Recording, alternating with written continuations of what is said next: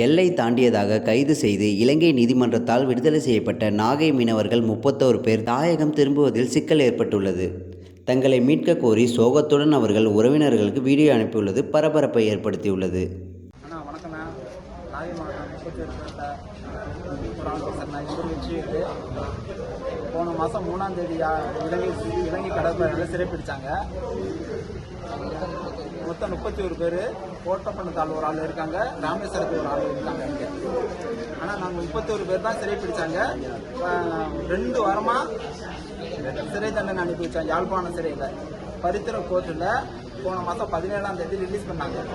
Release பண்ணி 19ஆம் தேதி இங்கே அழைச்சாந்து விட்டாங்க. அதாவது இலங்கை தூதரம் முகாம் ஜெயிலில் என்னன்னு தெரியலண்ணா இங்கே அழைச்சாந்து விட்டாங்க. அழைச்சாந்து விட்டுட்டு இங்கே வந்து அழைச்சது விட்டதோடு சரி விட்டுட்டு யாழ்ப்பாணம் சிறையில் உள்ள போலீஸ்காரங்க போயிட்டாங்க. 10 நாளைக்கு முன்னாடி இப்போ கலெக்டரையும் மனு கொடுத்தாச்சு. கலெக்டரையும் பார்த்துட்டு வந்தாச்சு. இன்னைக்கு வெள்ளிக்கிழமெல்லாம் இந்தியா வந்துடுவாங்க, வெள்ளிக்கிழமெல்லாம் இந்தியா வந்துடுவாங்க சொல்லிட்டு கலெக்டர் சொல்லியிருக்காரு. ஏடிஜேடி போய் பார்த்துருக்காங்க. ஏடிபிசிஎஸ்ல அவங்களும் கண்டிப்பாக வந்துருவாங்க நீங்க போங்கன்னு சொல்லி வந்திருக்காங்க. இந்திய தூதரகத்தில் உள்ள ஆபீசர் லேடி ஒருத்தவங்க போன் எடுத்து இந்த மாதிரி இன்னும் ஒன் வீக் ஆகும் எங்களுக்கு சொன்னாங்க. இப்பதான் ப்ராசஸ் நடந்துட்டு இருக்கு, 1 வீக் ஆகும், 1 வாரம் ஆகும் சொல்றாங்க. ஒரு வாரத்துல ப்ராசஸ் பாக்குறோம் தான் சொல்லிக்கிறாங்க. கன்ஃபார்மா சொல்லல. இப்ப அதுக்கு பிறகு எத்தனை வாரம் ஆகலாம். அப்ப இங்க எங்களோட நிலைமை பாருங்க, உட்கார முடியாது, தூங்க முடியல, சாப்பாடு ஒழுங்கான சாப்பாடு கிடையாது. எம்எஸ்சி வர சொன்னாக்கா எம்எஸ்சி போன் எடுக்க மாட்டேன் இங்க உள்ள ஆபீசர் சொல்றாங்க.